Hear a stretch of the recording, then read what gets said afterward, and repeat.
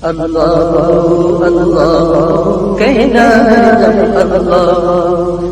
الحمدللہ وسلام علی عبادہ الذین اصطفی، اما بعد۔ محترم بزرگوں، عزیز دوستوں اور بھائیوں،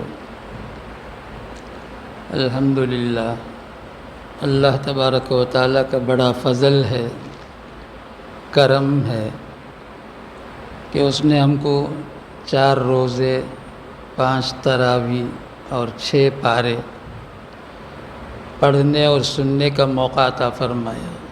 یہ بہت بڑا فضل ہے۔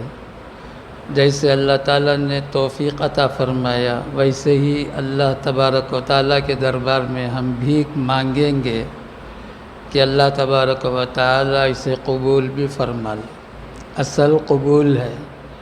کوئی عمل اللہ تبارک و تعالیٰ کے پاس اس وقت تک قابل قدر نہیں ہے جب تک کہ وہ عمل اللہ کے پاس قبول نہ ہو جائے۔ کل سورہ نساء سے متعلق کچھ باتیں عرض کیا تھا۔ یہود اور نصارہ بھی یہ بات مانتے ہیں، اسلام نے، محمد نے صلی اللہ تعالیٰ علیہ وسلم۔ کافر یہود اور نصارہ جب نبی کا نام لیں گے تو فوراً درود نہیں پڑھیں گے، بول کر رک جائیں گے، اس کے بعد درود پڑھیں گے، اس لیے کہ وہ لوگ درود نہیں پڑھیں گے۔ جیسا ابھی بتایا، یہود اور نصارہ بھی یہ اقرار کرتے ہیں کہ محمد صلی اللہ تعالیٰ علیہ وسلم نے عورتوں کا اور یتیموں کا مال محفوظ فرمایا، ورنہ عورتوں کی اور یتیموں کے مال کی کوئی حیثیت نہیں تھی۔ سورہ نساء کی دوسری آیت کا شروع، سورہ نساء کی پہلی آیت تو خطبہ نکاح میں پڑھی جاتی ہے۔ کل بتایا تھا اس لیے پڑھی جاتی ہے، 2 خاندان آج ملتے ہیں تو وہ ہمیشہ اللہ کا خوف اپنے اندر پیدا کریں، تب جا کر یہ دونوں رشتے نبھیں گے۔ خوف خدا نکال دیں گے، یہ رشتہ نہیں نبھے گا۔ اس لیے وہ آیت شریفہ پڑھی جاتی ہے۔ دوسری آیت کا شروع یہ ہے، اللہ تعالیٰ فرماتے ہیں، دیکھو تمہارے پاس جو یتیموں کا مال ہے اسے واپس کرو، جا کر دو۔ یہ انتظار نہ کرو کہ یتیم آ کر تم سے مانگیں۔ وَآتُوا الْيَتَامَىٰ، یتیموں کے مال کو جا کر ان کے حوالے کرو، یہ حکم ہے اللہ کا۔ آگے اللہ تعالیٰ نے یہ بھی کہا، کل یہ بات رہ گئی تھی اس لیے دہرا دیتا، بہت اہم چیز ہے۔ یتیموں کا جو مال ہے وہ واپس کرو۔ اس زمانے کا مثال الگ ہے، آج کے دور کی مثال دیتا ہوں۔ سونا ہے، ایک کیڈیم ہے، ایک نان کیڈیم، یعنی ایک پیور سونا ہے، ایک ملاوٹ ہے۔ یتیم کا مال اگر تمہارے پاس پیور ہے، کیڈیم ہے، بطور امانت کے، واپس کرتے وقت تم نان کیڈیم نہ دو۔ بلا تتبدل الخبیث بالطیب، یہاں تک اللہ نے فرمایا۔ خیر، اب عورتوں کا بیان 10 آیت چھوڑ کر مکمل آخری آیت بھی عورتوں سے متعلق ہے۔ یستفتونک فی النساء، سورہ نساء کی سب سے آخری آیت بڑی آیت ہے جو آج رہ گئی۔ میں یہ سمجھا میرے بعد پڑھنے والا حافظ پڑھے گا، اسے وہ چھوڑ دیا، میں چھوڑ دیا اس لیے کہ وہ پڑھے گا۔ اب وہ تیاری شاید نہیں کیا تو وہ سورہ سے پڑھنا شروع کر دیا۔ انشاءاللہ وہ آیت کل پڑھی جائے گی۔ یستفتونک فی النساء، اے نبی آپ سے لوگ عورتوں سے متعلق سوال کرتے ہیں۔ وہ تفصیل الگ ہے، اس میں جاؤں گا تو بہت دیر ہو جائے گی۔ اب موجودہ دور میں بھی ایام جاہلیت کی باتیں آ چکی ہیں۔ عورتوں کا مال، یتیموں کا مال ہضم کر جاتے ہیں۔ نہ زندگی میں نماز ہے، روزہ ہے، زکوٰۃ ہے، حج ہے، سب ساری ظاہری شکل ہے، لیکن بڑے خطرے کی ہے۔ اچھا، دوسری بات، جیسا مرد ہے ویسے ہی عورتیں بھی ہیں، ایک آواز ہے آج کل کی، یعنی جیسے مرد بازار میں جا کر سب کچھ کرتا ہے، عورتیں بھی جا کر کریں۔ عورتوں کو یہ آزادی نہیں دینا ہے، بات کان کھول کر سن لے، اس لیے کہ اسلام میں عورت کی قدر و منزلت یہ ہے جیسے ہیرے جواہرات ہیں۔ ہیرے جواہرات کو کوئی لے کر پھرتا ہے؟ ہیرے جواہرات کو صندوق کے اندر صندوق رکھ کر محفوظ کرتا ہے۔ اب یہ جو عورتوں کو بھی مردوں کی طرح میدان میں آنا ہے، الیکشن میں لڑنا ہے، کاروبار کرنا ہے، بیپار کرنا ہے، یہ سو واہیات ہیں۔ دل کے بہلانے کو غالب یہ خیال اچھا ہے، ایک شاعر کا مصرع ہے۔ اصل مردوں کو جو ہوس ہے، جو نفسانیت ہے، جو شیطانیت ہے، اس شیطانیت کو، اس ہوس کو، اس خواہش کو عورتوں کو باہر لا کر دیکھ کر پورا کرنا چاہتے ہیں۔ عورتوں کو دیکھنے کے لیے عورتوں کو باہر لانے کا نعرہ لگاتی ہیں۔ عورتیں باہر آئیں گے، ہم اسے گھور گھور کے دیکھیں گے، اس کے پیچھا کریں گے، اسے پتہ نہیں کیا کیا ہے، سب کریں گے۔ اس غرض سے عورتوں کو باہر لانے کا چکر ہے۔ باقی عورت بیچاری عقل تو کم ہے۔ 1400 سال پہلے نبی پاک صلی اللہ تعالیٰ علیہ وسلم نے فرمایا، ہن ناقصات العقل والدین، عورتوں کی عقل بہت کم ہے، کمزور ہے، معمولی باتوں سے وہ پھسل جاتی ہے، عقل تو ہے نہیں اسے۔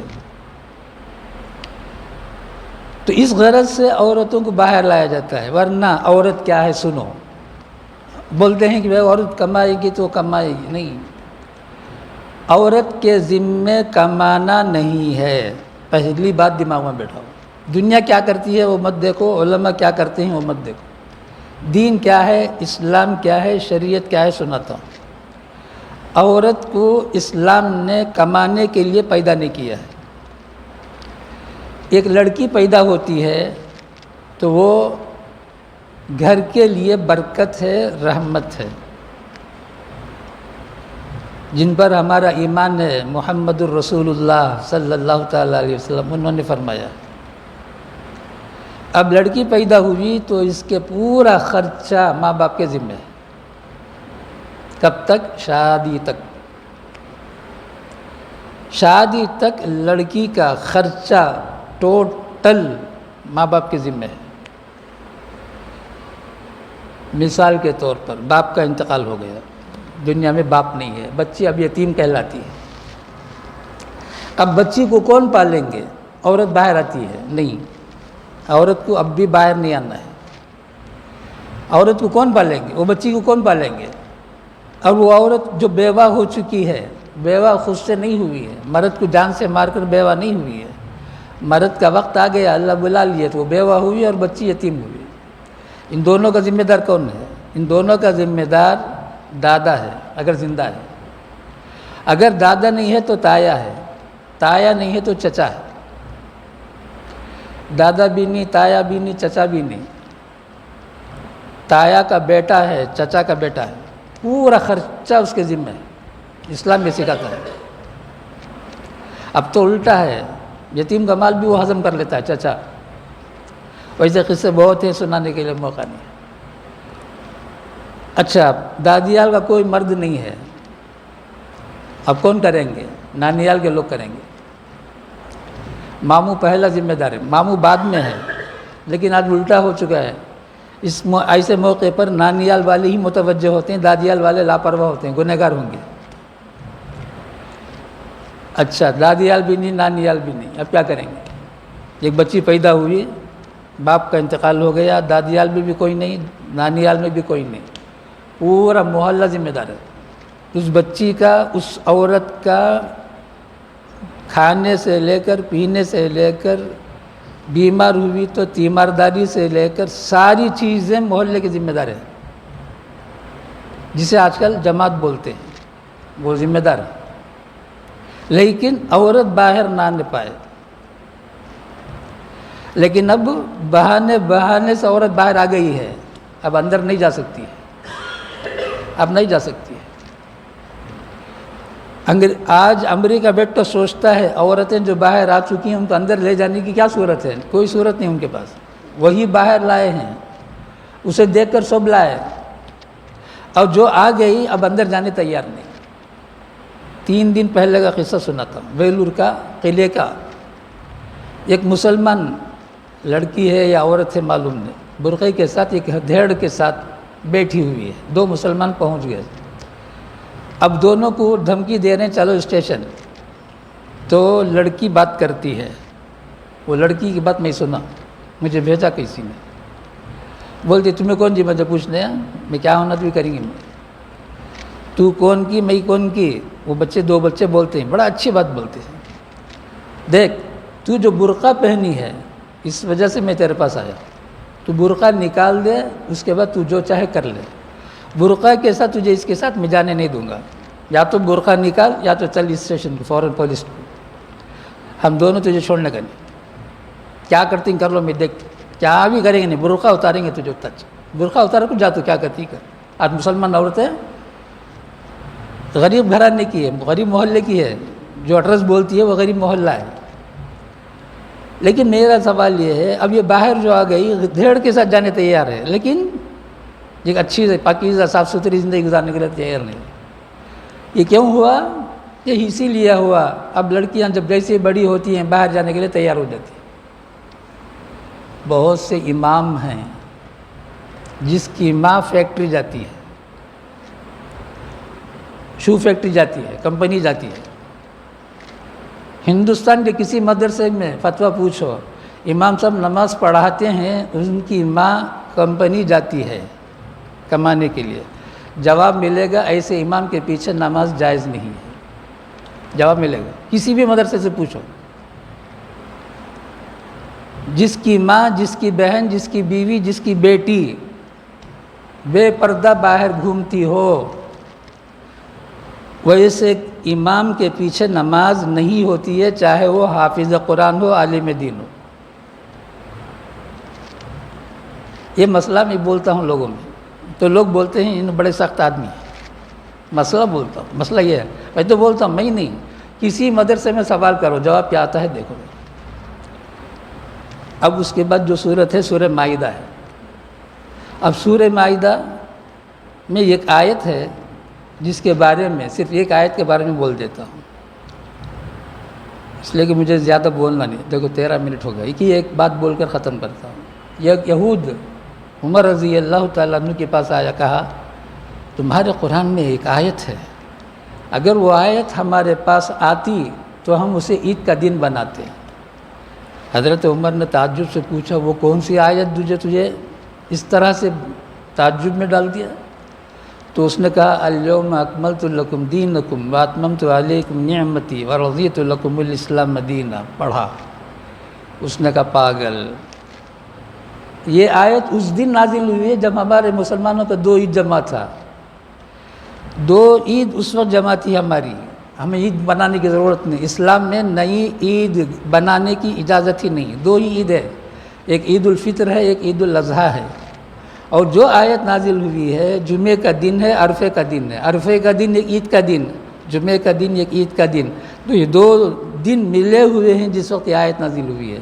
تو کون آ گیا بڑا ہم کو سبق سکھانے کے لیے؟ وہ آیت ہم پر نازل ہوتی موسیٰ علیہ السلام پر تو ہم عید کا دن بناتے. اللہ نے عید کے دن ہی ہم کو اتارا ہے.